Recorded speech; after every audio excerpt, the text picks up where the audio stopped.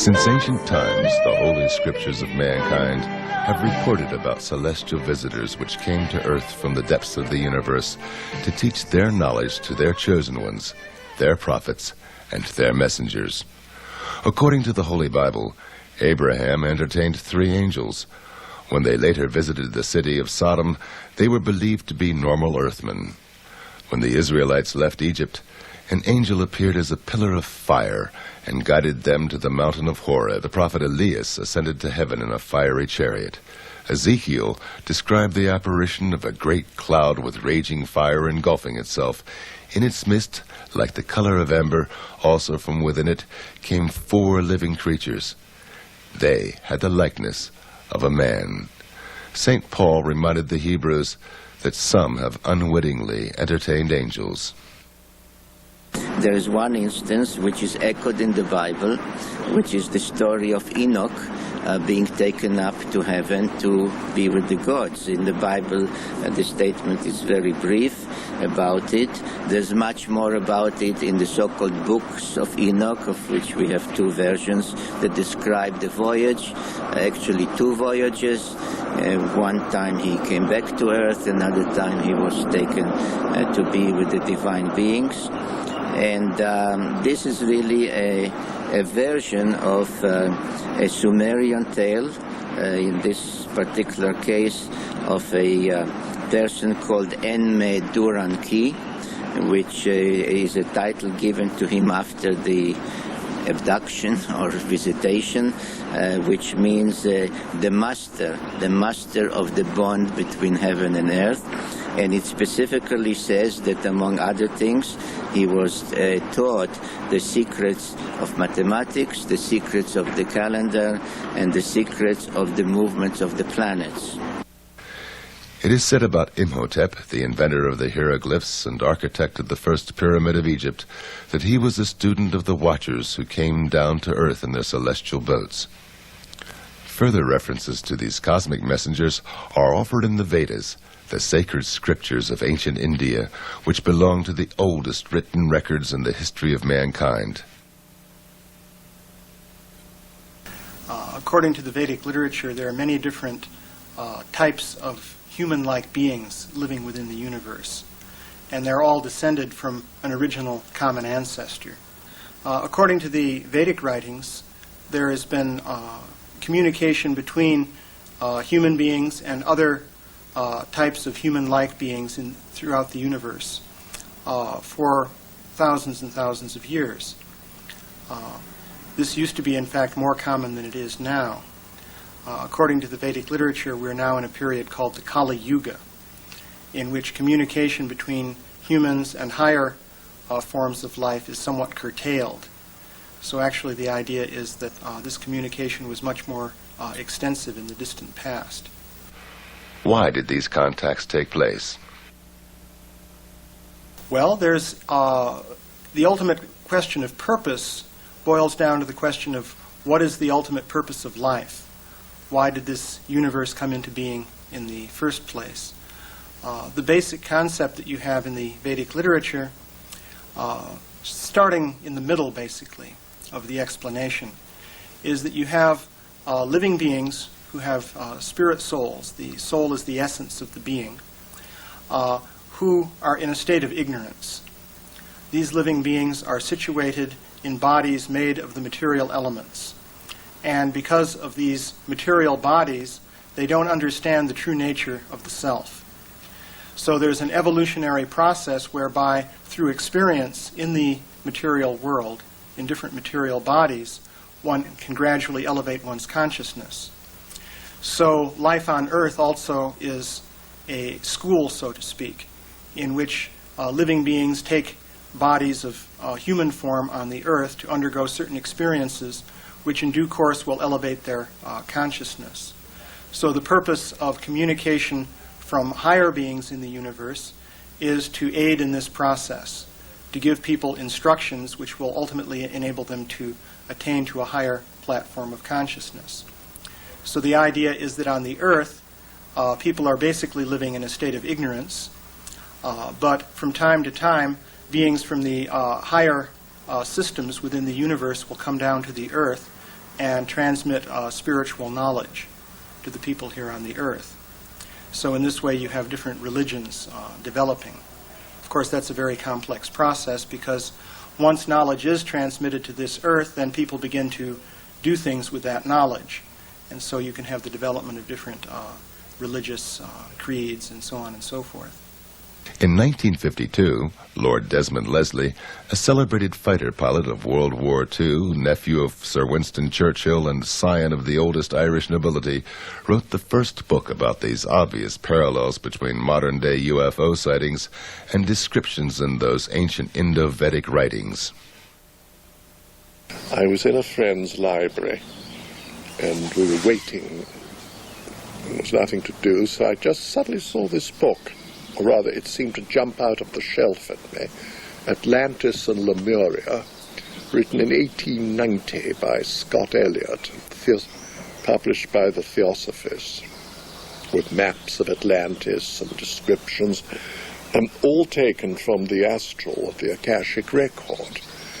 It was very exciting. The thing that interested me most was the description of their flying machines, which it said was circular and glowed in the dark and could move very quickly on this free energy. And they were called Vimanas. And that got me going. I said, now wait a minute, these sound so like these flying saucers we just heard about. Remember Captain, wasn't it Mantell, Rupert Mantell, the chap who first saw them and described them like flying saucers. So I decided I'd do a bit of research. And I went to the British Museum Library, especially the Oriental section, where I got out the whole of the Mahabharata. Lovely English literal translation by Pratap Chandra Roy. No florid, just straight literal. And each chapter luckily had a summary. You know, there are about 20 volumes, and I waded through and picked out everything about these Vimanas. And I just couldn't believe it, that the ancients had had them, and that they'd been in contact with space people. And it said by means of these wonderful craft, the star people can visit Earth, and we can visit the stars. And then it described them in Tibet as like pearls in the sky. You couldn't have had. Well, then I read on, and there was things about wars in ancient India, and some of the weaponry they used, with able to make three-dimensional images of a false army. Hologram, surely. A thing called the Brahma weapon, which had the power of the universe, and a light of 1,000 suns, which Teller then quoted. You remember about the atom bomb. And it said that the survivors rushed and bathed and threw off their arms, but a few days later their hair fell out, their skin turned red, and they died of a horrible sickness. And the army was so burned, they were just like, even the elephants were shadows on the ground. Well, that was Hiroshima, surely. So I said, you know, all this has happened before, whether it was a space war or war among the Atlanteans, I don't know. For one entire year, Lord Desmond searched in old libraries for references to ancient UFOs. Then he completed his book. And then I got from a correspondent in America, Rick Williamson, who said a friend of his had had a contact, a landing, and taken these amazing photographs. So I wrote to him and said I'd written this book, and could I see his photos? Well, back they all came with a lovely letter giving me permission to use them. Nothing about any payment or anything like that. These astonishing pictures of Adamskis, which were quite unlike what we thought a UFO should look like. And we had them tested for atmospheric hazing and recession and all, and it came out that they were large objects, quite a long way away, and not little models close up. And he seemed a very nice fellow. And then he wrote a rather sad little note saying that I've written an account of this landing and want to publish it. So my then publisher, Werner Laurie, who was headed by Waveney Girvan, said, well, if you use his photos, you're going to kill his book, so what are we going to do? So we sort of looked at the ceiling and bit our nails, and Waveney said, why don't we have a joint publication, your book and then his as the second part? I said, well, that's a marvelous idea. George Adamski, a lecturer on Tibetan philosophy in metaphysical circles, had observed and photographed dozens of UFOs at that time. On November the 20th, 1952, together with 5 witnesses, he drove into the Californian desert to watch for UFOs. After they had a sighting together, he separated from the group and saw a dome-shaped craft. A young man in brown overalls with long blonde hair came out of a ravine and approached him. They started communication in sign language. At the same time, his companions observed the encounter through binoculars and confirmed the contact later in notarized affidavits. Lord Desmond decided to investigate the George Adamski case on site. Well, and I eventually got over to America at a time when you couldn't take any money out of England, 1953, and met this amazing man. And he lived in a little house up on Palomar Mountain with his secretary, Lucy McGuinness, and Alice Wells. They were very hospitable. Making a little money hadn't affected him. And he was an incredible fellow. You know, he would sometimes really annoy you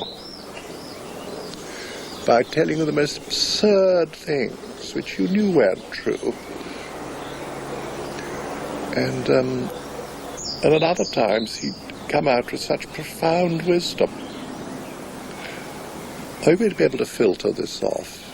And you talked to him, you asked him? I have, more or less on gestures and mental telepathy, as it is known, talk transfer. He does not speak. I mean, he didn't at the time, but I have met him since, and he does speak very well English as well as in the other language. Did he tell you where he came from? Yes, this time he told me he was from Venus, although I have met men from other planets as well. And you had to sort of dig information out of him. Now, perhaps you remember the first contact. He said he took photos, and they all were burned or didn't come out because of the UFO being so near. I asked him if he had the negatives, and he dug them out, and they were black. But I held them up against the sun, and you could see the UFO. It was there. But you know, it needed a lot of light to see it. He hadn't spotted that. He also hadn't spotted that all the proportions of it were in perfect golden section. A lot of little details like that. Now, I asked the 2 ladies, Lucy and Alice. They said yes, they'd seen him talking to the spaceman, and they'd seen this flash as the UFO took off. And they also earlier, as he described, saw the big mothership. And that was chased away by a lot of American planes. You know, it just took off and went off. 4 years later, the U.S. Air Force project, Blue Book, officially confirmed that indeed one of their pilots chased a UFO on November the 20th, 1952 over Desert Center, California, precisely where Adamski met the spaceman. Then the other thing that worried me was the footprint of the Venusian in the sand, because it was all sort of gravel, that desert. So he directed me so I could find the place. And I read the book, and it said the visitor kept rubbing his foot into the ground. And I did that, and under the gravel was beautiful sand, and I left a perfect imprint of my own feet. So that was true. Later, Adamski claimed he was contacted by extraterrestrials who are living among us unrecognized. They invited him to fly with them into space. Aboard a huge cigar-shaped mothership, he had the opportunity to take a look into outer space and onto the moon. he wrote a second book about these experiences, Inside the Spaceships.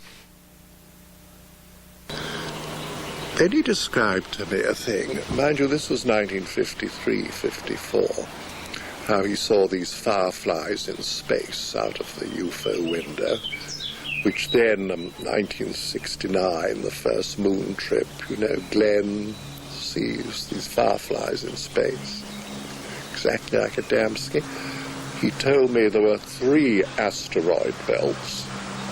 Well, I believe they found a second one somewhere beyond Neptune. And he said there's another beyond Pluto. We wait and see. And he told me how when he was on the big mothership, they had this amazing, amazing movie. I've never seen anything like it. All the images, there was no screen, and everything happened all round you. Well, that was a hologram. You know, no one had seen a hologram. They hadn't been invented.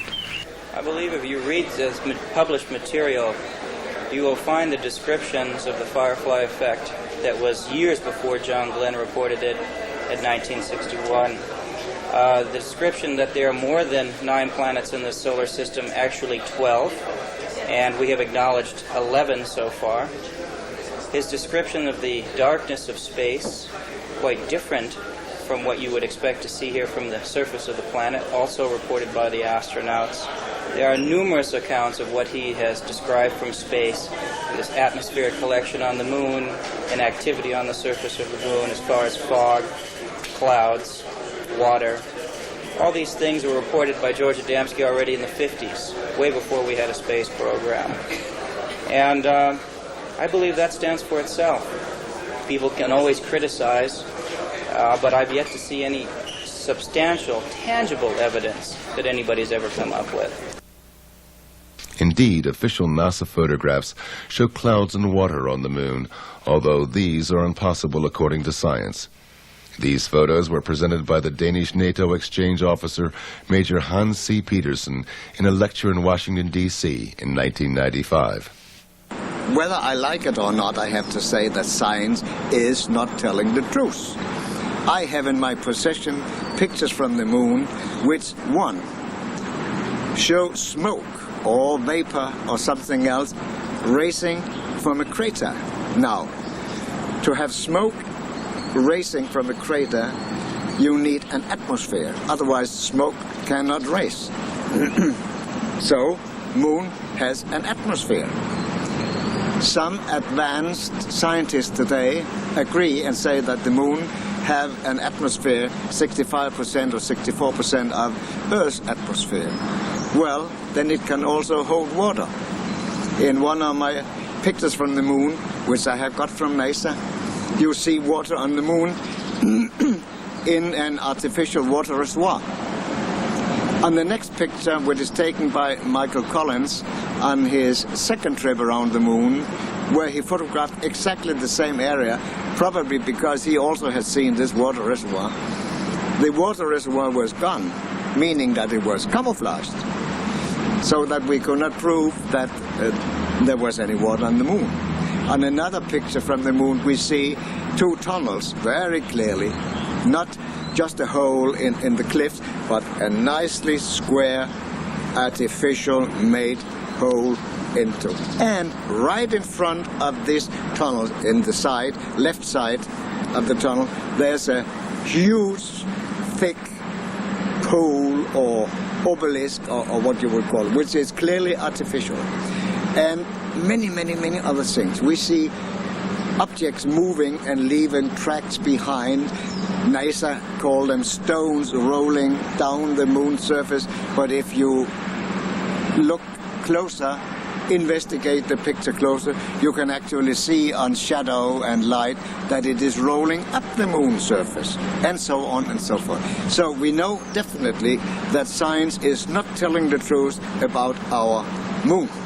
So that the world today is actually living on one big lie about their own lives. Because the governments don't tell the truth they know about the visiting space people.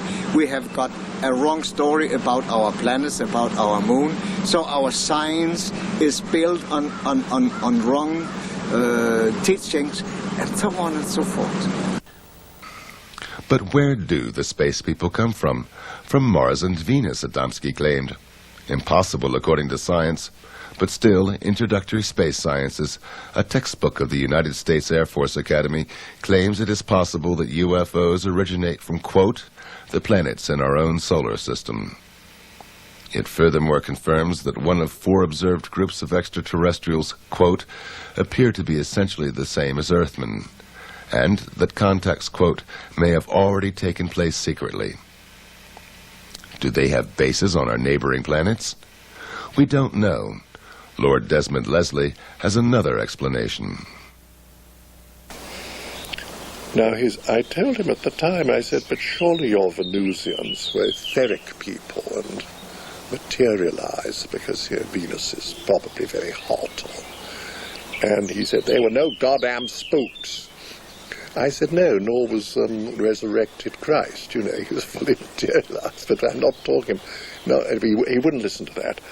He didn't want to confuse the issue. I think that was it. He just didn't want to confuse. Because I'm also certain that some of his trips were taken astrally, which, as St. Paul says, is so real you can't tell the difference. St. Paul says, whether I was in the body or out of the body, I know not. I think the most important thing I learned from George Adamski is that we on Earth are not all that unique in the universe. The universe is populated with persons like ourselves, people at various stages of development. There are billions and billions of planets, around billions and billions of suns, billions and billions of galaxies. We don't know any end to the universe. But George Adamski told me that it is reasonable to believe that there are people like ourselves on other planets. Now, if we think the conditions are inimical to human life on other planets, as for instance Venus, what do we know about higher dimensionality? So George revealed to me that there are vibrations above the vibrations that we are familiar with, the vibrations which permit tangibility, the matter of touch. I would compare it, and he compared it, as to the vibrations in light. We have a spectrum, for instance, ultraviolet on one side, infrared on the other, where the vibrations which we are familiar with in the center. There's also a spectrum of tangibility in the atom itself, and this is true all over the universe. And while we're familiar only with the vibrations which make the tangibility we're familiar with possible on Earth, he was aware that there are other invisible tangibilities and that contact may be made. This ties in with the whole religious history of angels, for instance, from other places, of demonic creatures from other places. The universe is so much more complex than we had any idea of. He revealed to me this type of a universe. Adamski's books were published worldwide, and shortly afterwards, he established a global network of friends on all continents.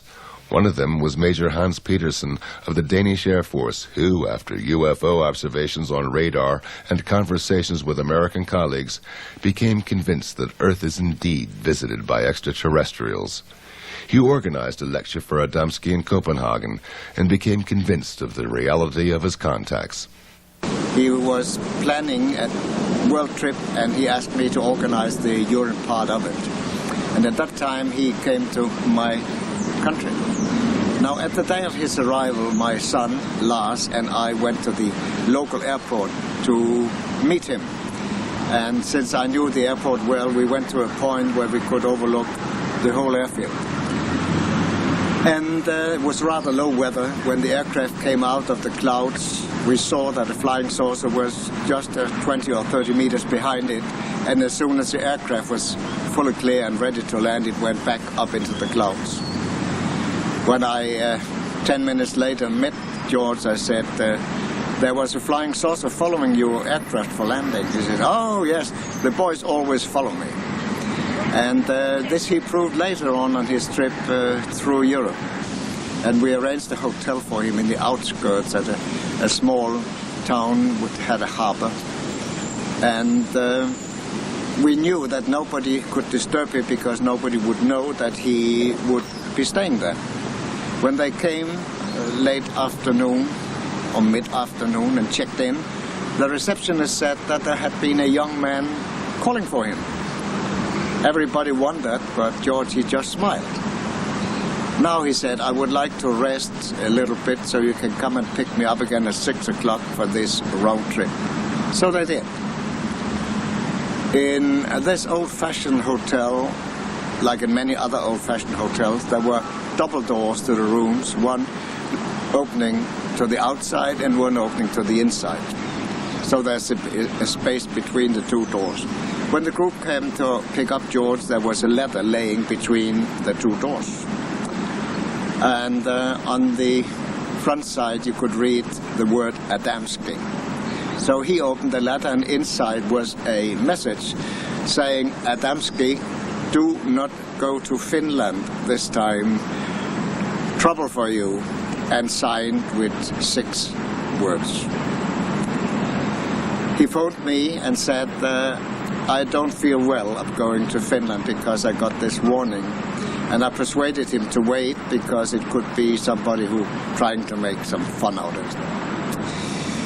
Next morning early he called me again and he said, I met a spaceman this morning, a man from Venus, and he handed me a small parcel which he asked me to develop to the Pope in Rome. So I will definitely not go to Finland, and I'll also not go to Germany. So please make arrangements. And I did. Meanwhile, our group in Copenhagen was a bit skeptical that a spaceman had been around in their environment. So they went to the harbor where there was an old fisherman who used to fish very early in the morning, and they found him and asked him if he had been fishing this morning, and he said yes, he had. And they asked him if anything special had happened, if he had talked to anybody, something like that. He said, no. Oh yes, he said, I talked to a funny American guy, but then there was a young man calling for him, so he left and I saw they were talking together. He came to London. He'd been to Rome lecturing, and he'd been on a European lecture tour where he met the Queen of Holland, and there was a frightful row and the students tried to disrupt it. And his lectures were run by Lou Zunstag, the niece of Carl Jung, lovely lady, with Tim Good, you know, who's written a lot of very serious books. Well, after his Roman visit, he just stayed with us for a few days to relax, and I kept the press away, and we took our little boat out on the Thames, and while we were there, he brought out some money, and among it was what looked like a little gold coin. And he just casually said, that's a bit of gold no one's ever going to get off me. I said, why, it's very nice. He said, look at it. It was a little medal of Pope John, who at that time was dying, John the 23rd. And he said, I saw him in Rome. He gave me this. I said, George, please. Nobody sees the Pope. He's dying. Tell me you've bicycled round the rings of Saturn, I'll probably believe you, but I don't think you saw the Pope. He said, well, I did. And he gave me this. And I gave him a sealed packet from the space people. He sat up in bed, and I gave him this package. He said, oh, that's what I've been waiting and praying for. I said, what was in the package? He said, I don't know, the space people gave it to me. It was sealed. I wasn't going to ask questions, but he said, that man isn't going to die. He looks so fit and well. And then the next day, I think it was a Sunday, the news came, a Pope was dead. And George said, "The bastards, they've murdered him." Well, they hadn't, because this is another interesting bit of evidence. Years later, the Pope's doctor told the story of Pope John's last days, how he had this form of cancer where in the last few days you have a false reprieve, and you suddenly look very young and well, and you feel marvellous, and then, boom. Well, that's when George saw him. But nobody knew that for many years. So then I said to Lou Zinstag, who was "Tell me, Lou, what really happened?" He didn't see Pope John. She said, "Well, all I know is we went to the Vatican, we went to the St. Peter's Square at George's insistence, and he suddenly pointed and said, 'That's my man.' And there was a priest with red here. I said, 'Well, that's probably a bishop or Monsignor, somebody rather important.' And he said they embraced like old friends, and they went off through the private entrance on the left, not the public. And I said, 'Well, that's amazing. Then what?' And she said, 'Well, an hour later, he came out jumping up and down like a schoolboy, saying, "Hooray, I've seen him, I've seen the Pope, I gave him the best." And Zeus said, "If that man was an actor, he's the best actor I've ever seen. I've never seen anyone so radiantly happy." Now, interesting thing, he was with us several days before he mentioned it. You know, if it was a load of bull, he'd have probably said, "Look what the Pope gave me, I've seen the Pope, here's a medal." You know, not at all, he kept rather quiet about it. It just sort of came out. So I thought, well, I'm going to do one more test. I was at school with Basil Hume, now Cardinal Hume. He was in the same dormitory, and I even put Eno's fruit sauce in his pot one night, and it fizzled when he peed. Anyway, we were good friends. And I asked him, I said, "Listen, Basil, this little gold medal of Pope John the 23rd, where can you buy it? Can you?" "Oh, no, not at all." "You can't buy those, only the Pope will give you those." I told him Adamski'd got one. He said, "Well, he must have done something very special to get one of those." And you know, Papa Pacelli, Pius XII, had a contact in the Vatican Gardens. He said he met two angels, well, okay, Venusians, and they told him there was a wonderful future ahead for our world. George Adamski's meetings with the Pope and the Queen of Holland were not his only encounters with the mighty ones of this earth. He visited the United Nations several times. Once I know for sure he was invited by U Thant, the General Secretary at that time, and he spent a full day in the United Nations, and as he said afterwards, "I stayed there for one full day and I talked to a lot of people." George Adamski told me that he was able to enter any department of the government in Washington, and he showed me his ordnance pass, which enabled him to do this.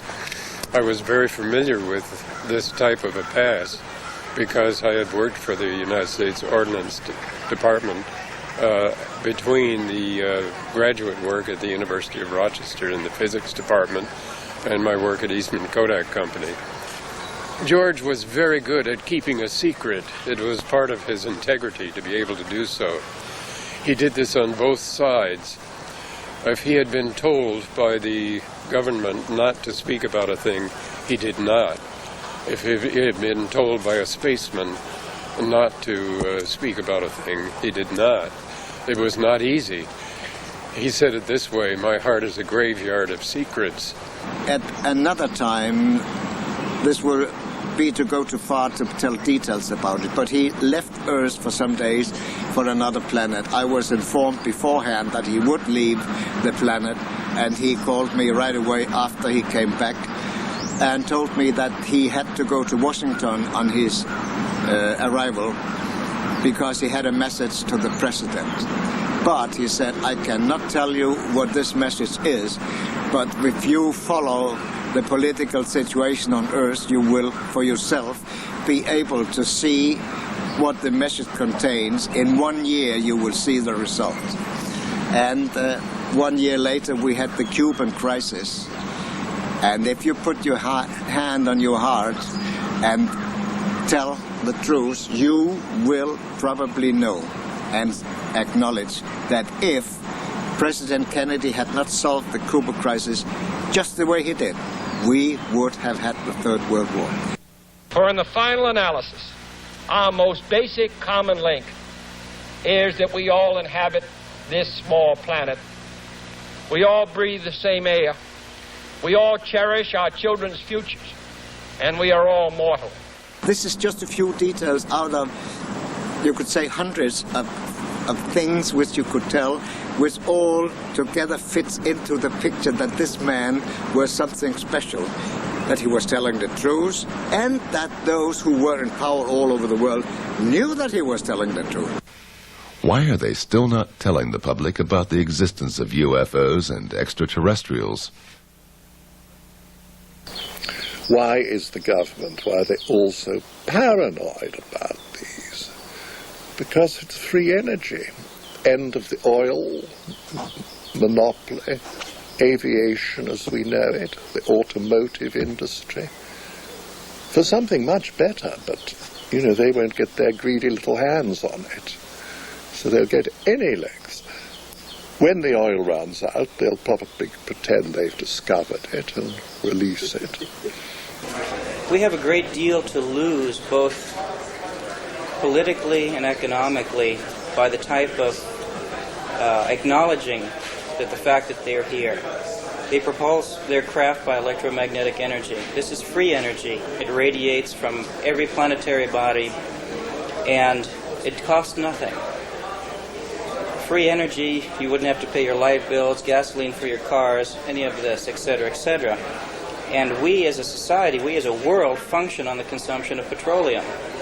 We literally, if we stopped using petroleum, the whole world economic system would cease to exist. The type of chaos that would result, the people who control the power have no intention of letting that go.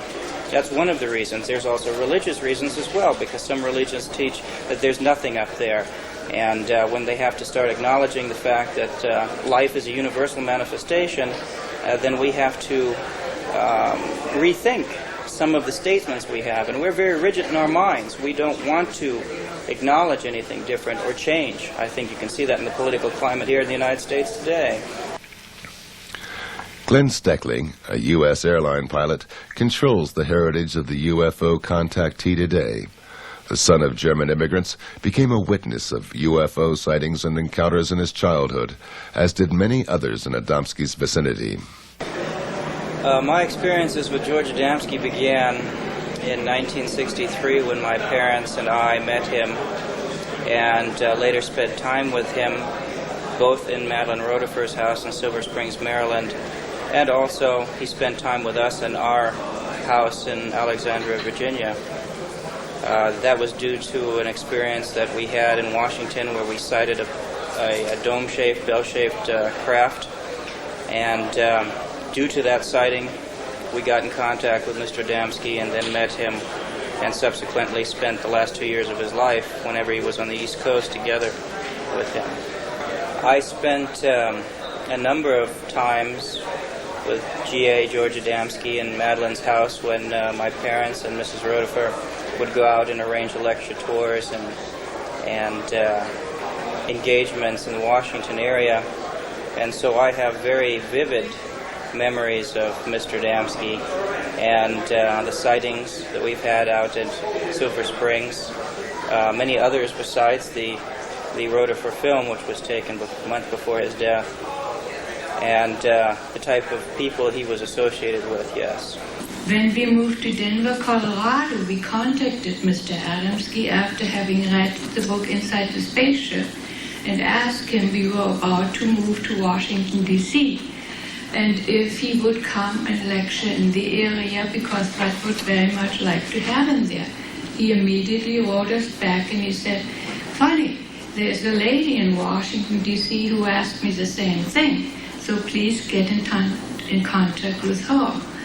And so this is how we became friends with Mrs. Madeline Rotifer, and with her we experienced with Mr. Adamski many, many of privilege, many different experiences, such as seeing the Scout Cups, such as seeing, I can't even tell you how many Scout Cups or Space Cup we had seen over the years, because I don't think anybody would believe that.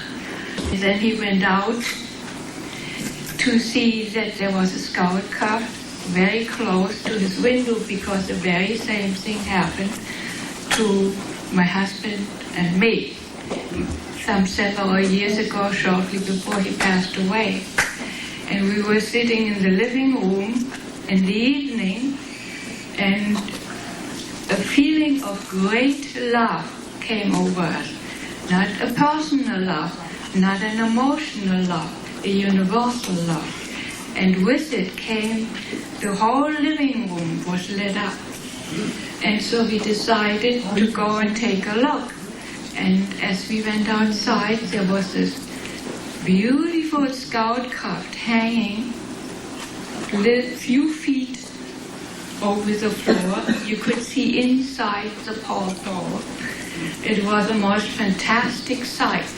And this feeling stood with us, I would say, for many, many weeks. The most spectacular incident took place on February 26, 1965, when a lady from this circle, U.S. government employee Madeline Rotifer, participated in a contact and was present when Adamski filmed an alien spaceship with her own camera at close range. We met him in March of 1964. I arranged a lecture at the Civic Center about 10 miles away at Rockville. And we became friends. I knew him only 1 year and 1 month, the last year of his life. And he visited from California here about 5 times in that last year of his life, just intermittent. He didn't stay at this house all that time. But on February 26th, approximately 8 o'clock in the morning, a space friend, contact of Mr. Adamski, came to this house. I was still asleep, but when I got up, Mr. Adamski told me that he had been told that we should get cameras ready for filming later in the day. And of course, I had never seen one so close before, or I didn't expect that they were going to come hovering that close in my yard. I would have rented a Polaroid or prepared with more cameras, but Mr. Adamski actually helped me put film in the little 8mm Bell & Howell movie camera. And he had film in his Kodak camera too. And we waited. Now, they did not tell him what time they were coming. But this was earlier in the morning, but this was middle of the afternoon, about 3:30, when we noticed them at a distance. And we were at the dining room window looking out, and they came in closer. And by the way, 3 more spacemen came and knocked at the door just before the incident. And Mr. Adamski went, and they told him they said, "Get your cameras ready, they're coming." Now that is how close he was associated with those people from other planets. And it's difficult to believe, but they looked just like American. One of them had brown hair, and one had dark hair, and one had slightly gray hair.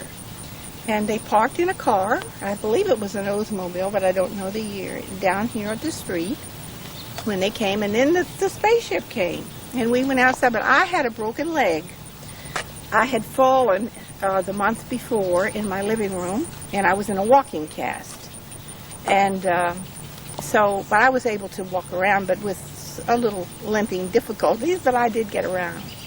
And but when we came out on the porch up here and started to film, he told me to film, and he was going to film. I said, "George, I can't do this. I'm too wobbly." And I had not had the camera but 2 months. My husband had given it to me for Christmas just 2 months before. So I handed him, he said, "Okay, I'll do it." So I gave him my camera, and he laid his down, and he filmed it then. I started, but I wasn't sure of myself, and I didn't want to miss it. So I gave the camera to him, and he finished filming it. But I was,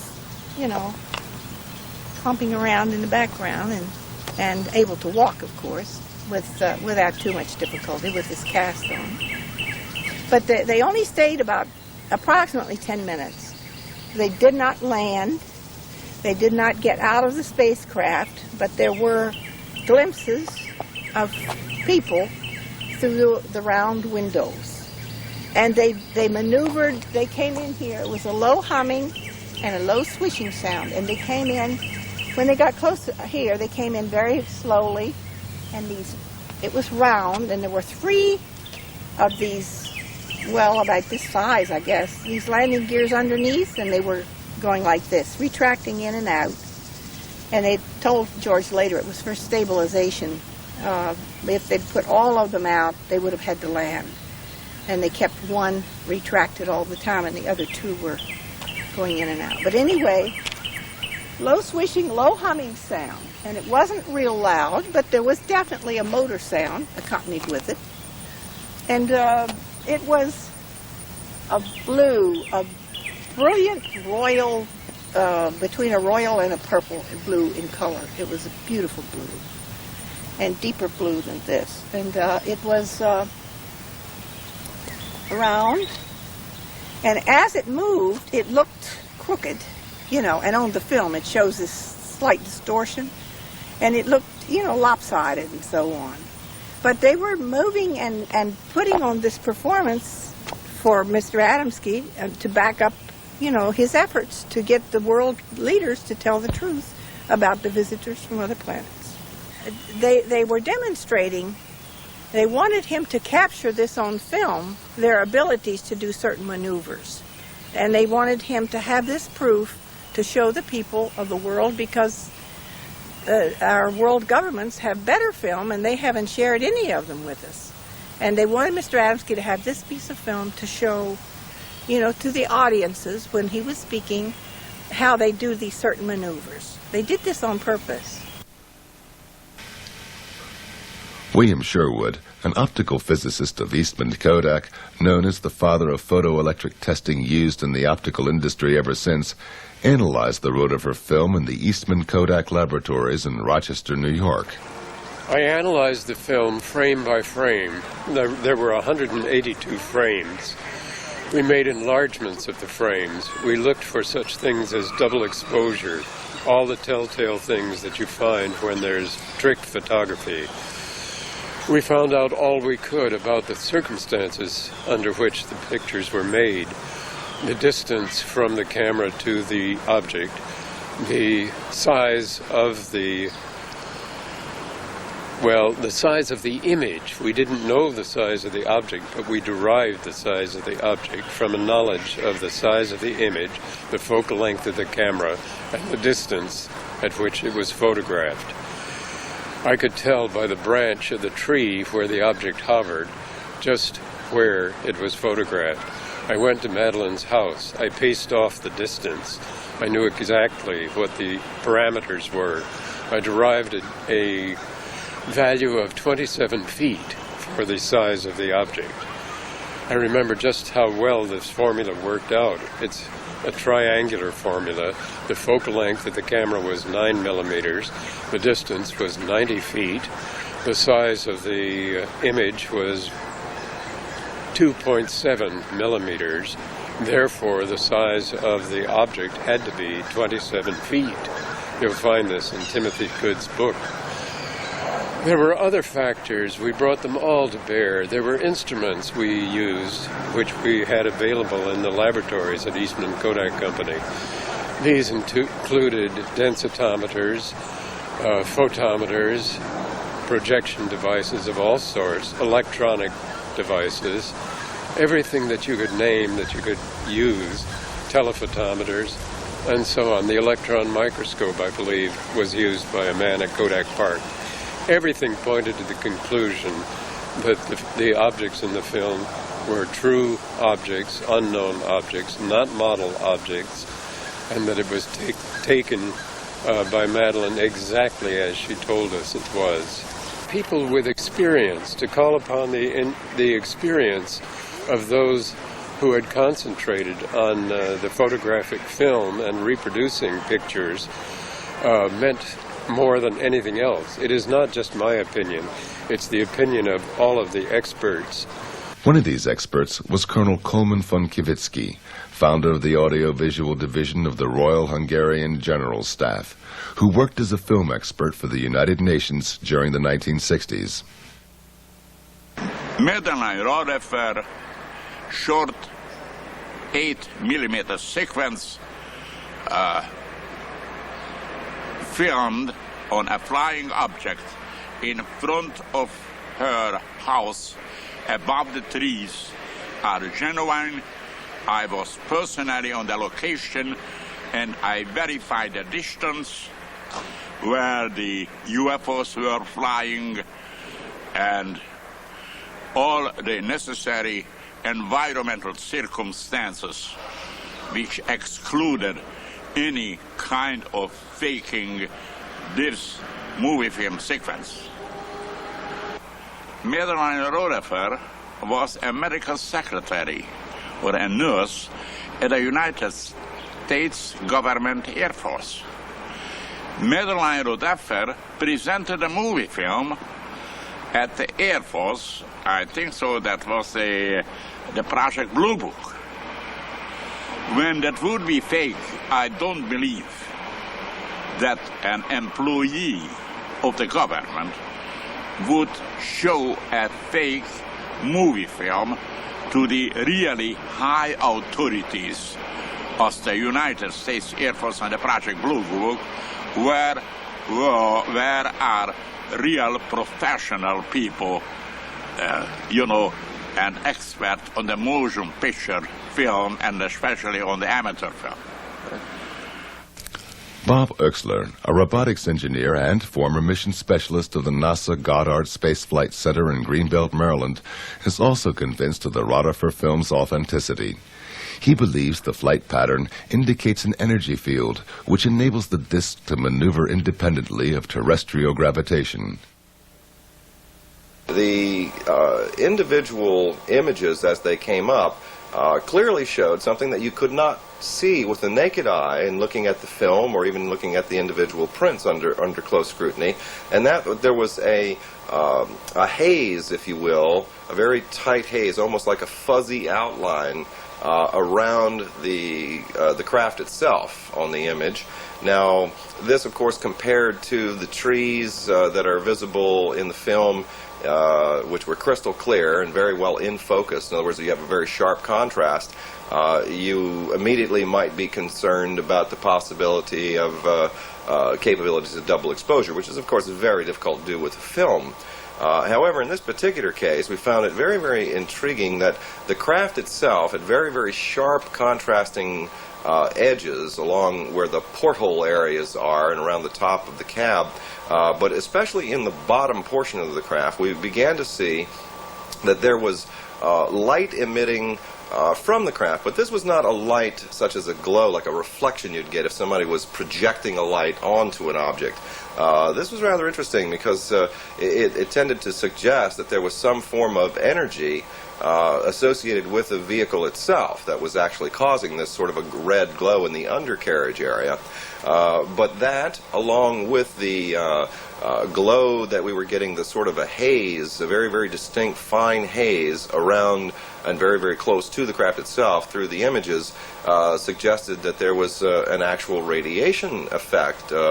Almost, I guess you could liken it to a mirage effect. People are fairly familiar with when you ride down the highway during the summer and you look across and you can see the heat rising, and it tends to distort images that are behind the mirage. Well, this is very similar to the effect that we saw on this object, suggesting several things. One, that you were actually looking at a three-dimensional object as something that was superimposed onto the film.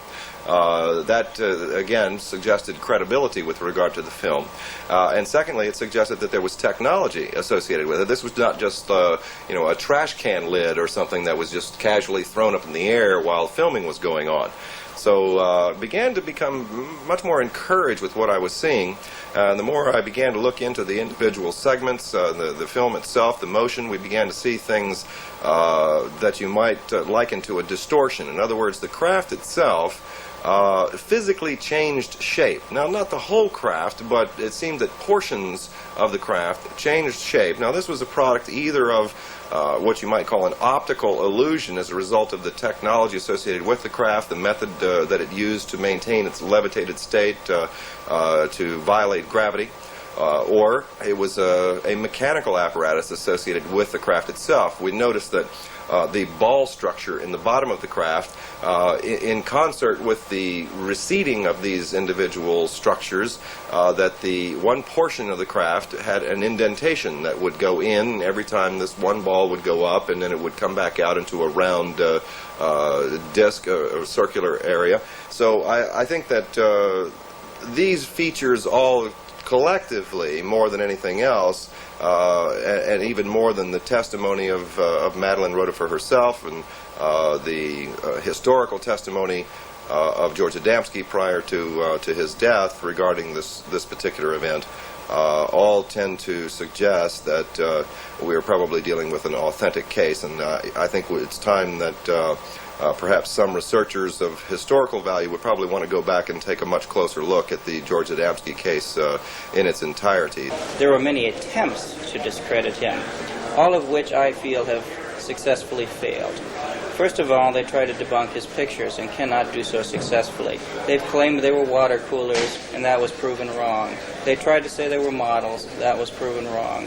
They've been orthographically projected, biometrically radiation tests. Now they start to go through computer testing. Adamski's photographs have gone through more tests in the last 50 years than any other photograph out there and have stood the test of time. And I wonder if the rest of the pictures could sustain such the same test as his have. But why do you think... But why do they still question the reality of his experiences? Discrediting him and his message. Adamski stood for things which are not so popular in today's UFO movement. First of all, he did not believe in psychism or mysticism in this field. He felt that belief is a different field. It has nothing to do with UFOs, because these people come from worlds where they believe in the meaning and essence of life. They don't believe that something else, whether it's the stars, whether it's the future, or anybody else is responsible for their actions. They are responsible for their actions. And so this type of information is what people tend to attack on Adamski. And he was not attacked by the officials as vehemently as he is by the rest of the people in the UFO field, because they feel threatened by the type of information he gave them. In September 1967, Steckling himself had a spectacular UFO sighting. In 1967, my father, mother, and I were on lecture tour in Germany, and we were traveling from Mannheim on the train, and we witnessed, along with the passengers on board this train, a armada of what we would call spacecraft or UFOs appearing and disappearing above the train, I'd say around 10,000 feet. And my father, with his 8mm camera, filmed the sequence of these craft, and as the film rolls, you can see the crafts appear and disappear in formation, and you can see the motion of the trees moving by as the train is in motion, so the craft are behind the trees, not in front of it. And it's quite an interesting piece of film. It was reported in the newspaper the next day, the German newspaper for that particular area. On our way back from Schifferstadt to Frankfurt, we were able to film a whole armada of spacecraft flying over, I would say, very close to and very near to the Frankfurt airport. This film and all of Mr. Adamski's film we took as we returned to Washington, D.C., and my husband wrote letters to NASA, to the Pentagon, and offered them the chance to look upon the films that were available. We got invited to all of the organization, to the Pentagon. We got invited to NASA. And during the conversation that we held with NASA, we had 22 scientists present. And none of these scientists ridiculed what we had. In fact, they were not even interested in the scout cars because they told us the size of it, how they fly, and with what they fly. These are some of the films George Adamski took by himself. He shot this one in Mexico. A cigar-shaped craft hovers over the street. Adamski took this film through the portal of a spaceship. It shows a white disk in Earth orbit. In another film from Mexico, a luminous telemeter disk moves in front of a bush. Behind the bushes, we recognize the dome of a landed scout ship. That he was telling the truth was very easy for me because I got confirmation through sightings I had on my own. George had a lot of sightings, and he told us how small reconnaissance objects, not bigger than a tennis ball, looked. He told us that there were some even larger. He told us there was reconnaissance object with a crew, normally 3 normal-looking people and 2 robots. He told us there was big motherships who carried the flying saucers into the atmosphere before they released them. He told us about objects, underwater objects which could fly in space or dive. And he told us that they could dive into the water without any sign of disturbances on the water. Even if the water was completely still, it was diving just like on a trick film in a movie with behind a mirror or something like that. And over the years, I had many sightings where I saw these small reconnaissance objects. I saw the object with a crew. I saw a mothership, and I saw 2 landings and so on. And nothing of what I experienced was outside what George Adamski had told us. So to me, there was no problem. I had the proof that he was telling the truth. Adamski-type spaceships were observed and photographed all over the world. They have appeared over Japan and Mexico, South America and England, and in many other countries. In August of 1991, one witness was able to film a landed, dome-shaped craft near Carp in Ontario, Canada. The small reconnaissance probes were photographed in Denmark and the U.S. from close range.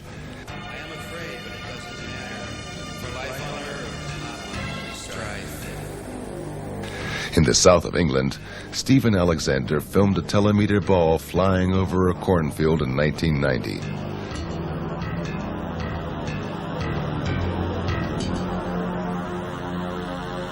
This spectacular footage was shot in June 1973 during one of the first flights of the Concorde.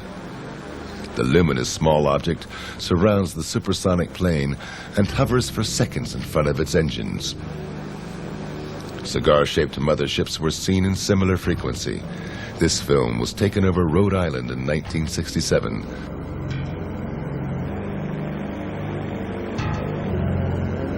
This photo was taken over Texas in the same year, or over Lake Onega in Russia in 1978. These films were shot in 1980 over Hagen in the Ruhr area of Germany.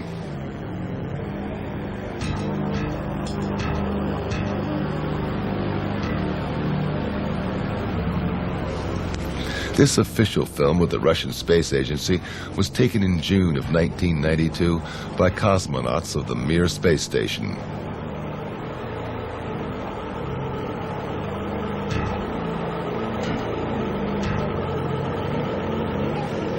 An identical object was photographed in June 1966 by U.S. astronaut McDivitt aboard Gemini 4.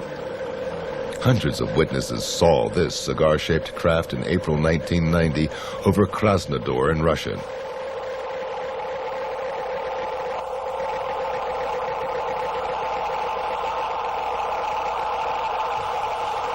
This film was taken in July 1995 in Mexico near the Popocatépetl volcano. And this cigar-shaped craft was filmed by Tim Edwards of Salinas, Colorado in September 1995. Experts who analyzed the footage came to the conclusion that the object is more than half a mile long. The mothership is surrounded by small, luminous craft. Another case from the year 1954 was even investigated by the British royal family. About 2 years after Adamski, a UFO like his landed up in the Lake District, the Cumberland, Lancashire, so up there on the side of Lake Coniston. And two small boys, Stephen Derbyshire and his cousin, took a little photograph, 2 photos of it. And in the second photo it was moving and it was distorted. Just the way, you know, a golf club appears to be curved. They used to think it was bent. It wasn't. It's the movement of the film.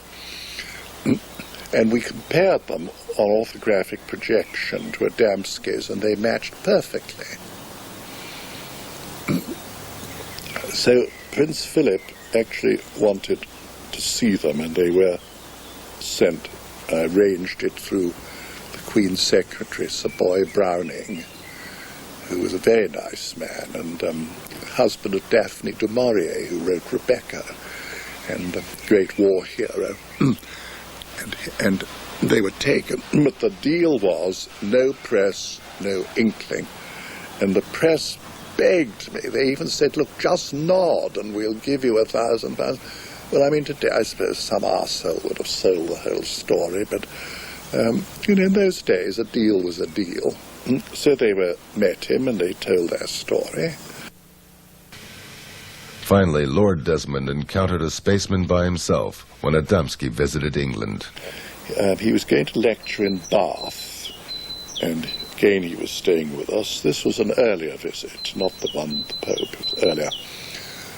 So I took him to Paddington Station, and the sequence of events is quite interesting. It was a very grey, dull, dark day, okay? A porter took his bags. I said, get this gentleman a first-class seat. Yes, sir. So we went. So the porter chose the seat, not us. We went into this first-class carriage, with one other man sitting in it, with this marvellous silver-gold hair, beautiful blue suit, and dark Polaroids. Why wear dark Polaroids, you know, on such a dark day? Apparently they don't like our light. And he radiated, I don't know what. He just had such an aura that I was almost knocked over. And he then took off his glasses and smiled at us as much as say, hello, I brought you here. I hadn't been very well, unfortunately, and I was so sort of dismayed by this that I went out in the corridor and said, George, come here. What do you think about that chap? He said, I don't know. I said, well, I think he could be. I mean, there's something very odd about him. This orange skin, dark glasses. Anyway, I'm just making it up. So then the whistle blew and the train went. Well, I wish I'd stayed aboard, because they'd no sooner got talking than he revealed himself with the secret handshake. And he said he was working as a scientist in England, pretending to be one. At that time is 1963, when he was here, he had told us that there were quite some living in Europe, and he said there were 15 living in the Scandinavian area. And some stayed for a longer time, some stayed for shorter times. They came and they went and so on and so forth. Now, in the later years, we have found out that they are rather active in the Swedish area. And 2 days ago, I had a lecture in a society inside the United Nations called SEAT. And a week before I left, the space people working in Sweden sent me a elementary message to give to the United Nations and to the world leaders via one of the contactees in Sweden. So they are around, they are active, but in many, many cases people don't know that they are there because, as I said before, they look just like we do. They fit into our society, they even work in our society. They are interested in and concerned in our development as a race, as a society, and the type of behaviors that we display, what we are doing to our planet, the destruction of the only place we have right now. We're not unlike they can go to different places. They're very concerned with that, and they bring a message of peace and understanding, purpose of life. It has nothing to do with fear, it has nothing to do with manipulation of the mind, nor the taking over of the world and this planet. I can assure you they have societies and much better places to live. They certainly wouldn't need this place. They've been coming amongst us for thousands of years, and we as a civilization are not very receptive to peaceful ideas. We tend to be very aggressive, whether we burn people at the stakes, or whether we discredit them for their ideas, or blatantly shoot and execute people. I would be very hesitant. I would be very cautious coming to this world because we're not very stable.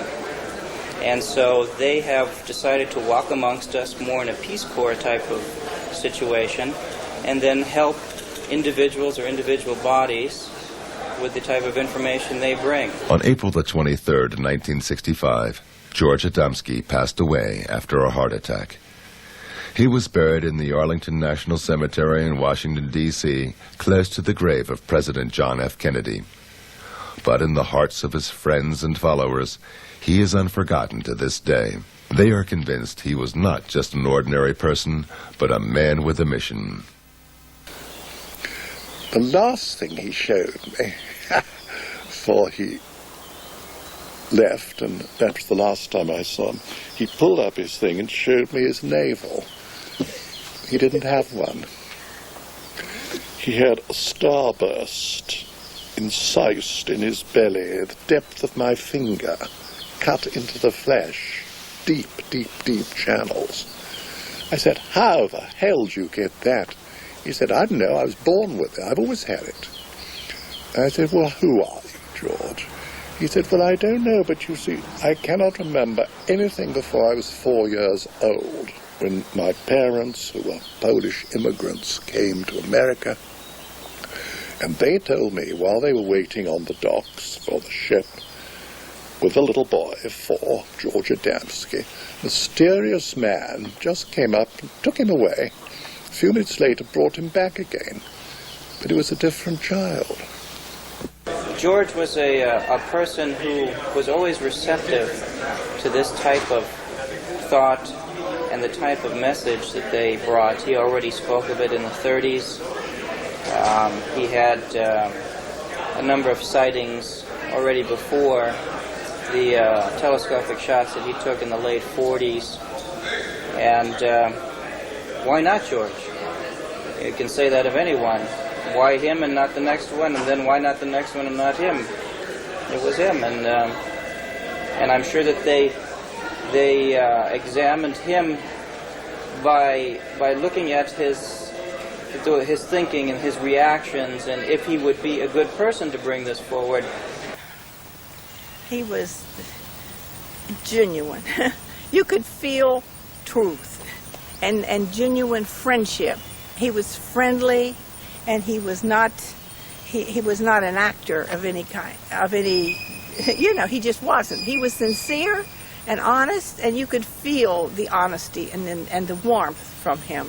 And he was enthusiastic and very happy about this film, because this would help to silence some of the critics.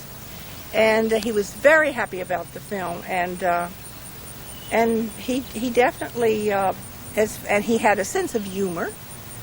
He definitely had a sense of humor. Otherwise, he wouldn't have been able to withstood all that barrage of questions from some people for hours and hours on end, and sometimes they got a little argumentative too. But he definitely said, no, none of this. He said, I'm telling you the facts, and I'm sharing them with you, and he says it's up to you to believe it or not, but he said it is important that the people of Earth know that these people are here, and they've been coming for hundreds and thousands of years, but now, because we're about to go into space, that's what they told him, and also that we're having difficulty with atmosphere here on Earth because of pollution that would continually get worse. And remember, this was 1965, and it has occurred too. We have many problems, as you all know, with thick and thicker pollution. George Adamski was not the only contactee. Shortly after he went public, others followed and claimed that they had similar experiences. Some of them were charlatans and cultists who spread messages of salvation and tried to deceive the gullible with cheap fake films or discredited the true contactees. But others had genuine experiences. The American rocket technician Daniel Fry claimed he witnessed a UFO landing near the White Sands Proving Grounds in New Mexico. He was invited aboard and received a message for mankind. The most significant experience that I had is probably the finding out of the major purpose for this invasion, so to speak, was to keep this planet alive, that we're approaching an area of controversy which could result in the displacement of all humanity, because we had learned how to do that without learning how to get along with each other. Later, Fry shot some films of unknown flying objects.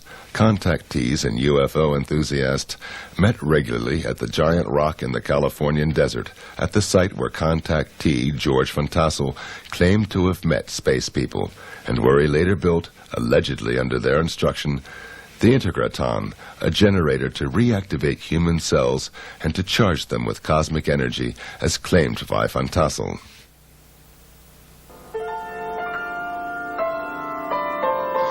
One of the early contactees who spoke regularly on the giant rock conventions was Howard Menger. Menger presented what many UFO enthusiasts had long waited for: physical evidence and a message of deepness and beauty.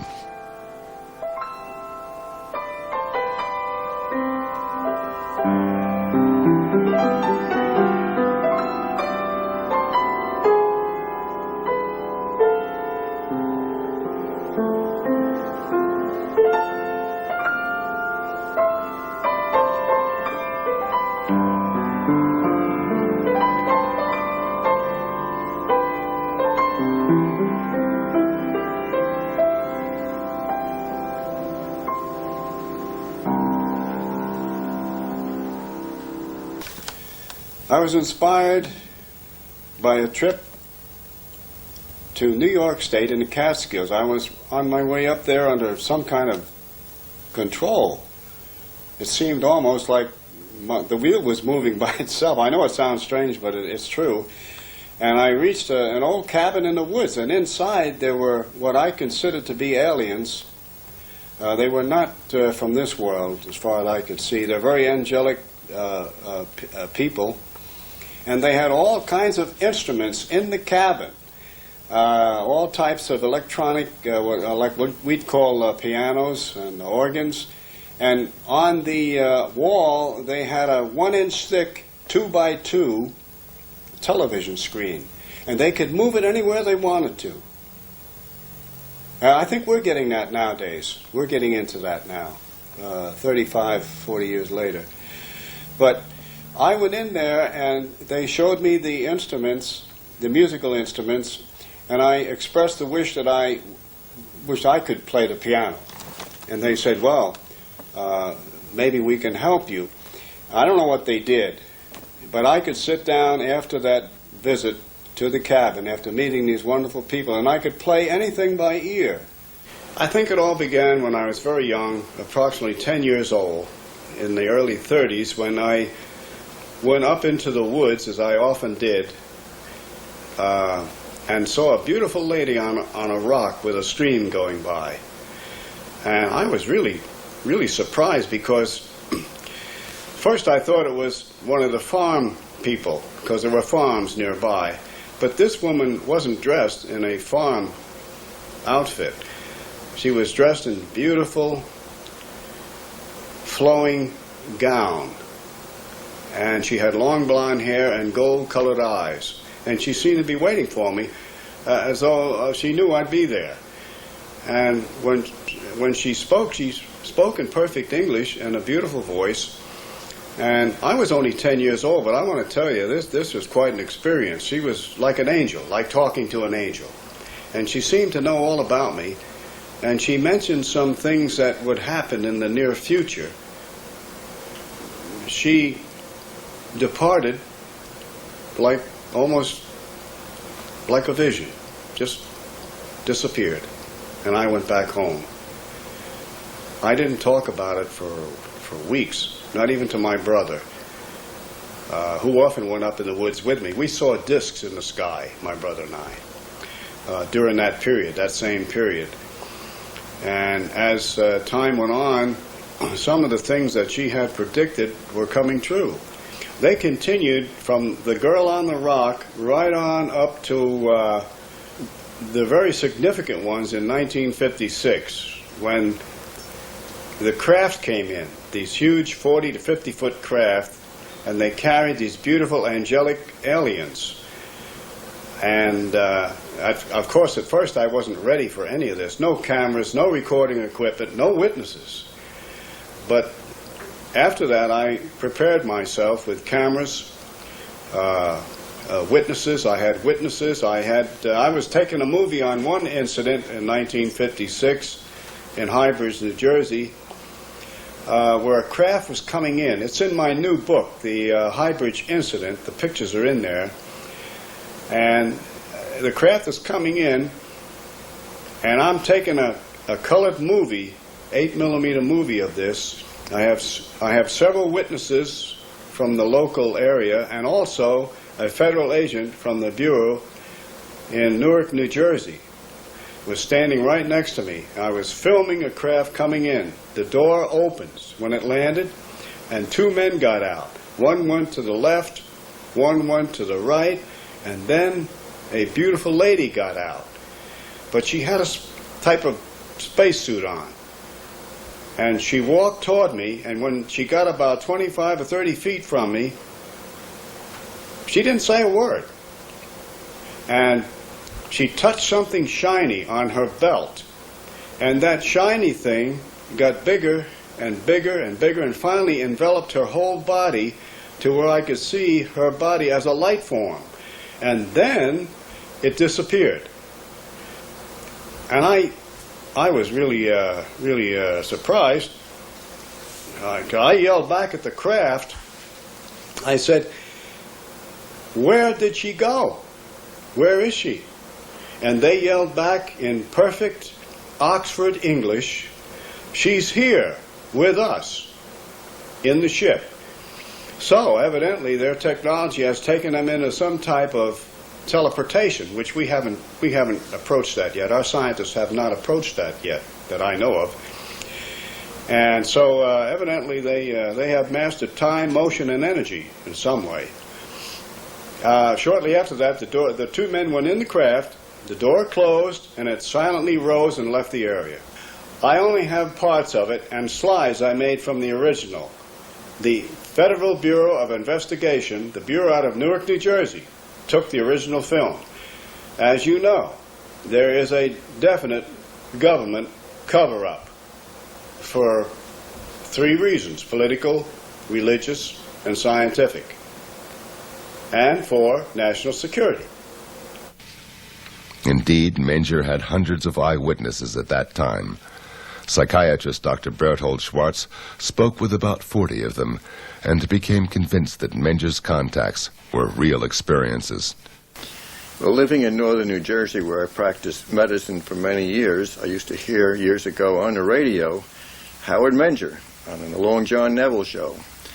And I was quite interested, to put it mildly. How could someone make these statements and make all these claims and these other things going on.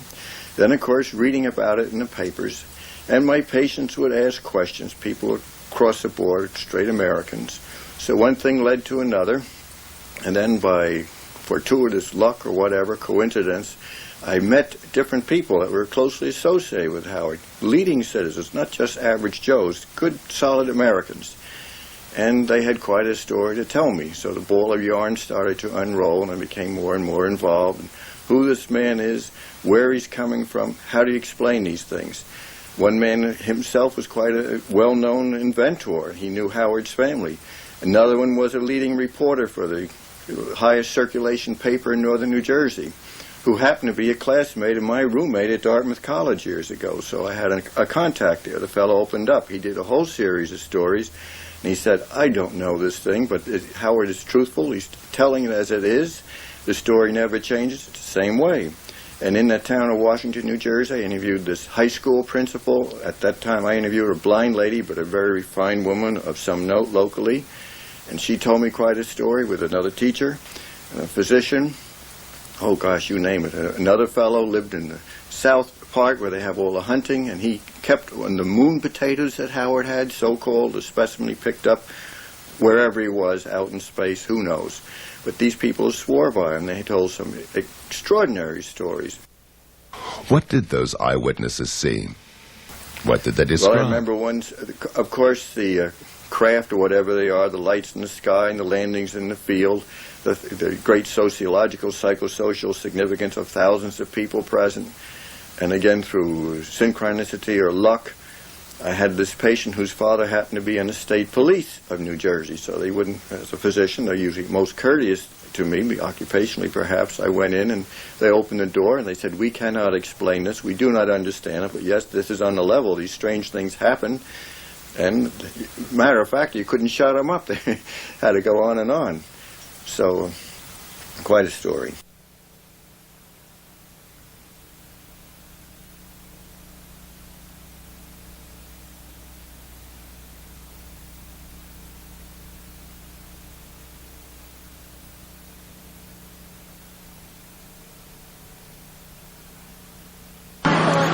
There were people that said they saw lights in the sky and things that darted very fast that didn't look like a helicopter or a plane because it moved too swiftly. And I remember we all came down to look at the field where the flying saucer had landed, where he said it had landed. And it was round, like burnt mark on the ground where the grass had all been singed.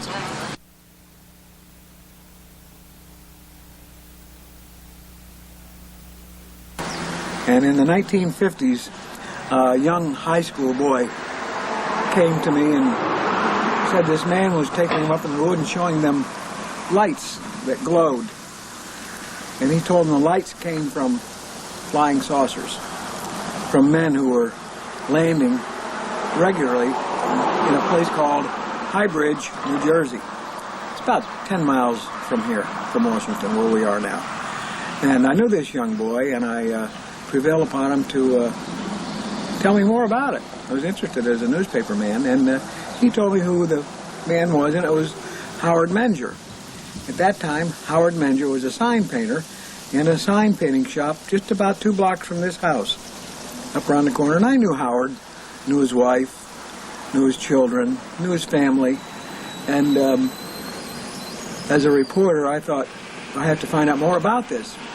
So I got a hold of a couple of friends of mine from the state police, and we went to visit Howard, and he said, oh yeah, they're up there, and he showed us some photographs he had made of flying saucers, and he asked us if we would like to meet these people from outer space, and of course we said yes. So he took us up to a field up on top of the mountain and said they'd be there about 11 o'clock at night, and we just had to wait. And needless to say, we waited and waited, and nobody ever showed up. Howard later told me, he said, one of those guys that was with you was carrying a gun. He said, Howard, all those guys were carrying guns. They're all state policemen.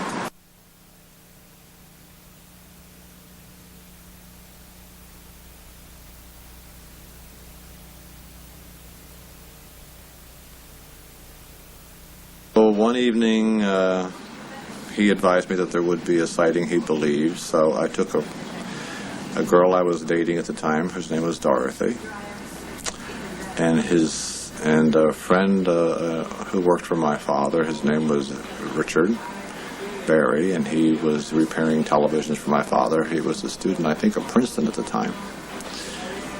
I couldn't drive. I didn't have a license at the time. So Richard drove Dorothy and myself down there, and we met at Howard's house, sat in his kitchen, had cocoa, as I recall, and he said, let's go up into the woods and we'll see if... He said, I think the ships are here. So we did. And it was Howard, his wife Rose, his sister-in-law Mary, who I think was single at the time, myself, Dorothy, and Mr. Barry. And we broke up into groups. Howard and two of the women went one way, and myself and Mr. Barry and Dorothy went another way. And we walked down this wood trail, and we did see these pulsating lights in a ravine, kind of hovering on the ground, and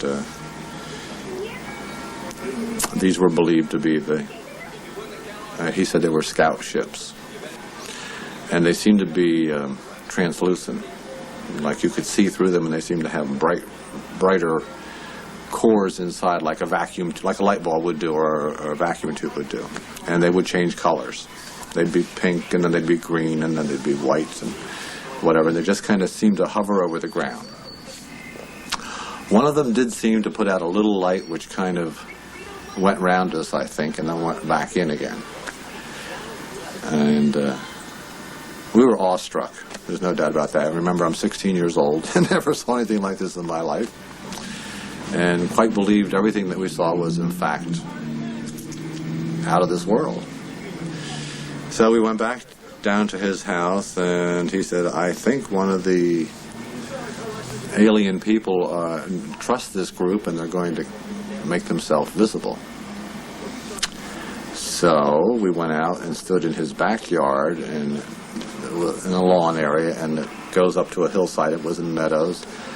And within a short period of time, Howard says, look, here comes one now. And it was this kind of ghosty apparition of a human figure, which kind of floated across the meadow. I remember he kind of went over a fence, kind of just floated over a barbed wire fence, and came near to us, but not that near that you could distinguish any features. I'm talking maybe several hundred feet. And then he faded away back into the woodland. And that was it. And we went back to the house, and we were just like, whoa. Greatest thing that ever was. Another incident I recall vividly, Augie Roberts, the photographer who was documented so much of this from the early days forward, was once at Howard's house, where Howard was, just after a whole series of exciting events out in the field with the craft landing, whatever the thing was. And Howard was alone in the house. Augie knew that. And yet Howard was carrying on a conversation with another voice. Now, unless Howard is the world's greatest ventriloquist, which to my knowledge he isn't, Augie said, what is going on here? One of the curious who wanted to see firsthand what was behind Menger's contacts was the young journalist, Constance Michels. She was so fascinated by the young contactee that she fell in love and married Howard Menger in 1958. Shortly after that, she had her own first UFO encounter. I have never seen a landed disc, but one evening shortly after we were married, we were coming home from grocery shopping, and as we came up on the hill on the farm, we parked the car against the fence, and there was a big luminous pearl-like spherical shape right above the trees over the next field. And Howard stopped. He said, look. And I said, oh, wait, I've got to get my camera. And by the time I got to the station wagon, turn around and get the camera, it was gone. That was one of the times. When we were on our honeymoon in Las Vegas, we saw the same pearl-like iridescent globular disc. And one more time, which this really gets me, but it was it was on our farm, and we were there. Our attorney was with us, And we had heard that some people at White House, they were having a game, and they had seen discs flying over the stadium. So we went out in the field and looked upward, and sure enough, there was a fleet of discs flying overhead. And our attorney turned to me and said, "Connie, this is for you." And one of the discs dipped, just like that. And that was that day, or that week, I became cognizant of the fact that I was pregnant. I was with child, our first child. Howard Menger is a truthful person who's had some extraordinary experiences, and as I think he says himself, he cannot explain them, he doesn't understand them. My impression of Howard Menger was that he was a man who most people would like. He was quiet. He was calm. He appeared to be a very thoughtful man. He would seldom give out with a fast answer. He would consider his words and his answers to every question you would ask him. He was a kind man. He was a kind of a person that you'd like to have as a neighbor. He minded his own business. He was on the quiet side. And that's why I think he commands so much respect, because people don't expect to have a guy talking about flying saucers who looks and talks like Howard Menger. He's a father figure. As a psychiatrist, I certainly would say that Howard appears in every way to myself to be a healthy, good citizen, of sound mind and body, as most of these people are. We've done formal studies on this long ago. It was just logical to assume that there are non-terrestrials throughout our cosmos. And if they are coming now, as they have come in the past, why could not this young man, who had a good business, who had a family life, who was well known in his community, was well respected, why should he go through all this trouble to get ridiculed and harassed and lose a lot of his business? And for what purpose? It certainly wasn't for money. We lost heavily trying to get this message across. He eventually lost his first home, and when we were married, we lost our farm home. And we had to just pull up stakes and start all over again, no home at all, and work very hard. So for all those skeptics out there and debunkers, we get very angry, especially I do, when they say, well, you're doing it for money, or you're trying to sell your book. We have mortgaged our home to publish that book, because we didn't want it altered, and we didn't want the photographs to turn up missing again. So we did it ourselves. So this is not a labor of money, it's a labor of love that we have done for 35 to 40 years. So I was convinced at that time that he was doing it for the same reason. He was losing pitifully economically. But something was really pushing him on.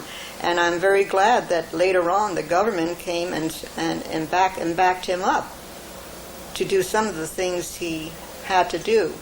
Unfortunately, it didn't last very long. Menger's most fascinating adventure with the space people was his trip to the moon in August 1956. Well, I remember getting in a craft in the same location. We called it Location 1 in Hybridge, New Jersey. They invited me in the craft. And they didn't tell me right away where we were going, but I found myself in outer space with a Polaroid camera, and there were about 8 or 9 people in there with me, aliens, and a man, a friend of mine from Hybridge, New Jersey, who I still don't mention his name because he doesn't want to mention it, but he was in the craft with me. Went to school with him. We were up, we could see through the portholes the Earth getting smaller and smaller and smaller. It looked like a blue tennis ball with white clouds over it. Finally, we could see the moon approaching and getting larger and larger through the portholes, and I took pictures of the moon on the other side of the moon, where there's a line between the light and the dark, and there was like a small city there. And our government knows all of this. They know it all, but they're keeping it from the public. Time is very difficult when you're flying in these aircraft. For instance, there's something I did notice on the moon trip. I thought it took 10 days. But when I come back, I didn't have to shave. So that's less than 8 hours. So there's something here in their technology about time. They're time travelers. As far as I know, their technology is so advanced, we may never even have left the planet in a craft. We might have gotten in a craft, and through their technology, contacted the moon section and put it on a screen, and I thought, who knows? They're so far ahead of us that I really don't know. Any time that he came back from what he called a contact, he seemed to be very elated, very happy and elated, and just bursting with happiness or goodwill. It seemed to affect him that way. The early phase of his contacts with the extraterrestrial visitors inspired Menger to develop theories about electromagnetism and gravitation, and to experiment with exotic UFO propulsions on this base. So what happens in my theory is that the electromagnetic field surrounds the disk, cuts off the cosmic particles coming in, so that gravity, which is a push, my theory, is no longer a push in this area, because it rises. Allowing it to rise, it cancels out the push that I call gravity. That's my own explanation. Now, whether it's true or not, you know what? I don't really know. But on that theory, I did get a craft off the ground. 1951 was when things really happened, because I built an anti-gravitic electrodynamic propulsion 4-foot radio-controlled craft, which looked like a flying saucer. And I flew it quite a bit around Hybrids, New Jersey. And one time in the afternoon, it got away. My controls, I lost control of it, the radio control. And it went up about 500 feet and then went west. And I was pushing buttons like mad, and it just didn't respond. It got away. And there goes approximately, today's dollars, $60,000. Now, in those days, money, a dollar was a dollar. And it took me 2 or 3 years, a period of that time, to come up saving that kind of money and buying the parts to build a craft like that. But it was successful because 2 weeks later, FBI agents came out of Newark, New Jersey, to my shop in Washington, New Jersey. I had a machine shop and sign shop there.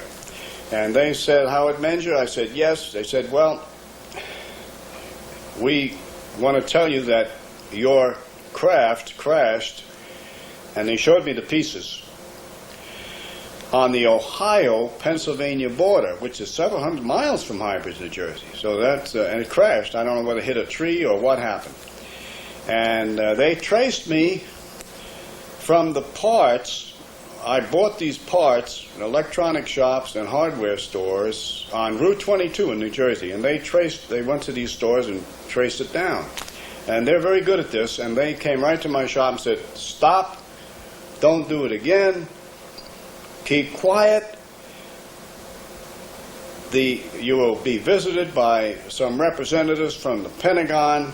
They are interested in the propulsion system. So, by the time in the late 50s, they kept coming back in this and that. Now, I didn't put a lot in the book about this because they said not to. But in the 60s, they didn't have a contract, as you spoke of, but they did sponsor me to go to Colorado Springs and actually build in cooperation with 80 other scientists, engineers, and all types of men who knew what they were doing, build a between 50-foot craft, and it flew successfully. And we were shushed up, none of us could talk, and it was a wonderful experience, all paid for by the government. I have a picture of a Mercedes-Benz that the government paid for me to travel back and forth, Colorado Springs and High Bridge, New Jersey. The deal with the government had its price. Manger had to leave the UFO movement completely. Yes, they did silence me. I silenced voluntarily because of national security, which was their biggest reason. And being a patriotic citizen and a veteran of the United States Army intelligence back in World War II, yes, I did keep quiet for security reasons. Because in those days, the Soviet Union was at odds with us. They were our enemies. And they didn't want this technology or any of this out for fear that it would get in the wrong hands and used against us. For a time there, we had to give it up entirely, any contacts with UFOs and Howard was gone so much of the time. He was involved with the government, which it's very difficult for the family. I want to tell you, when you're dealing in intelligence work, it's very difficult for wife and family because your husband can't tell you exactly what he's doing or where he's going or when and if he's coming back. And that's all left up to conjecture, and it gets to be very uncomfortable at times. And however, that was resolved eventually, and Howard decided to give it all up and just devote his time to me and to the children and to his work until such times it would be more appropriate for us to talk about his experiences and our experiences together. But his life, his thinking, still was overshadowed by his experiences with the space people. They even influenced the life of his children, Heidi and Eric. Deeply. Yeah, the philosophy was probably the best thing they gave me anyway. I think it's given me a good open-mindedness and a good stable foundation. That's probably the best thing, if anything, that they gave us. It gave me the niche to my music because I'm a musician and I went through all types of music from Baroque, opera, jazz, modern music, and the only way I really found the way I wanted to go was through the faith that I have in it. It was really from the core of our family that I got that faith. You're dealing with a human being who's had an extraordinary experience and is bursting with knowledge and wants to tell all that he knows, but sometimes cannot.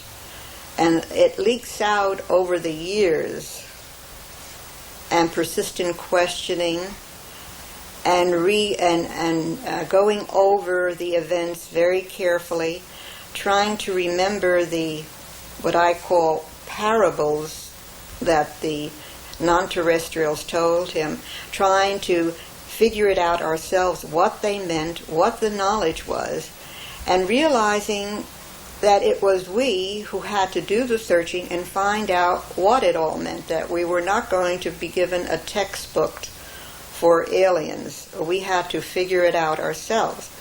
And when we finally did, we found out that we had it in us all the time because we've been seeded by our non-terrestrial ancestors. So it was there. It just had to be probed, which means that we didn't lead an average, normal, everyday life. Although we did this to maintain family, our minds were always probing and always interested in reaching into that exciting field of non-terrestrials and what it really meant to us as humankind, because there's more to us than one can ever imagine. When the space people ended their contact with Menger in 1958, they left many unanswered questions. Well, they left. The original angelic people that I talked with years ago in the 50s, in the 30s, a girl on a rock, and then the 50s, and the many trips in the craft, they said that they would be back in 2012.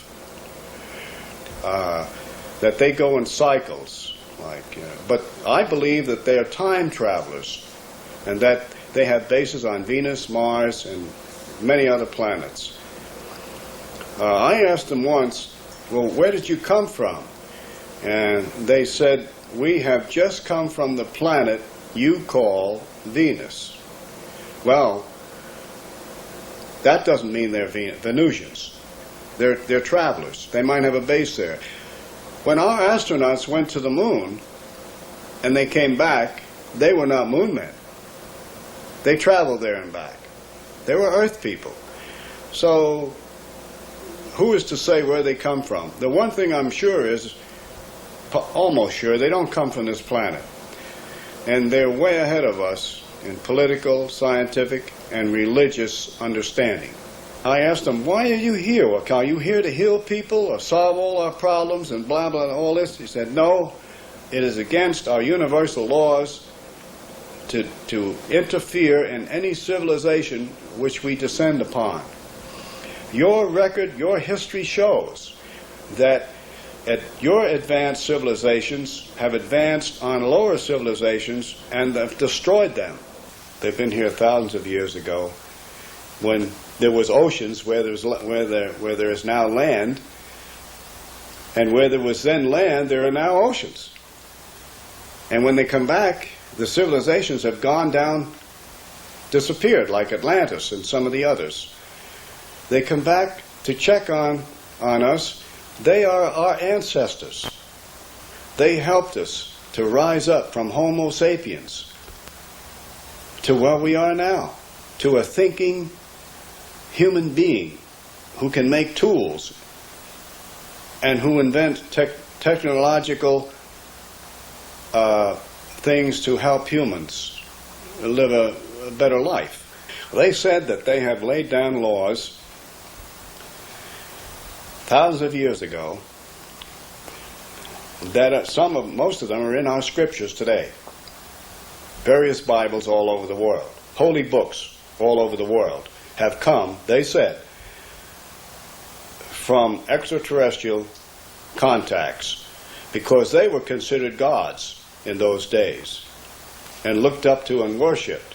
We even made statues that looked like them. And so they said, all we have to do is read our scriptures, live the life it recommends in the scriptures. All the Bibles all over the world said, thou shalt not kill, don't kill. Don't covet your neighbor's wife, don't do that. Love thy neighbor, do that. Moses, Buddha, Jesus, all said all of these things.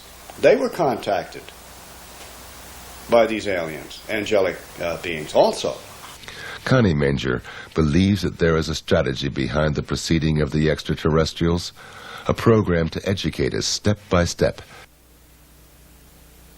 The alien receptiveness program is to gradually make us aware of our birthright, but it has to be a very slow process, and the memory of who we are and what we are is locked in our mythology, it's locked in our ancient scriptures, it's locked in ancient books, it's all over the world. If you will collate the information, you will see the pattern emerge. However, we have to go very slowly because the memory of that has been obliterated from most of humankind. And as a matter of fact, we may have been a quarantined planet for a long stretch of time. And now that we are being monitored again, and some of the brain cells that they so so graciously gave us are beginning to expand, and they are beginning to recognize, at least a lot of us are beginning to recognize, we belong to a galactic family. Now, what is our purpose? Our purpose is to inform as many people as possible and give some scientific background to that, to show them that there is a possibility that we are not alone and that we come from a very different heritage other than anthropoid. As a matter of fact, we're children of the stars, but we've come through an evolutionary process because that's nature's way of producing better forms for better life expressions. They leak information out either by direct isolated contact cases and or holographic means to get the message out slowly so that the mind has a chance to adjust. There is a mental adjustment that needs to be done. And that needs to be done first on a slow scale, and then as it accelerates, it will become worldwide. And that's where the consciousness upliftment comes in. That if once they know that there is others out there, and they're very much like us, and that's why they're sending those entities that look most like us, and are probably very close to us biologically, as I said before, because they're our family. And there is another reason. It must be done slow, on a slow process, because a higher culture will always destroy the lower structure. We have infrastructure in our industries, in our governments, in our religions that would fight so fiercely against this thought or against others coming in, because after all, the vested interests have control of this planet and control of the countries and control of the wealth. They don't want to have to deal with this on a hostile level. It has to be done slowly, and it has to be changing the mental set first. It's one reason they're here is for a spiritual reason, to develop us more on a spiritual level. Technology is advancing quicker and going further ahead than our spirituality, and that's very dangerous. Personally, I feel that we have to have a greater reverence for life, all life, greater respect for our planet, greater expression of intelligence between each other, and greater care and responsibility for everything that we do. We have to take responsibility and take charge for what is happening today, because that is the only way we can change it.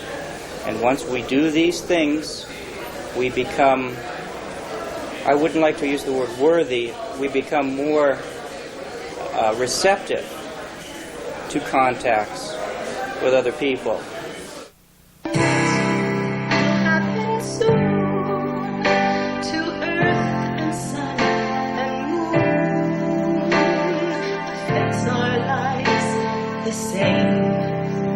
Don't you read?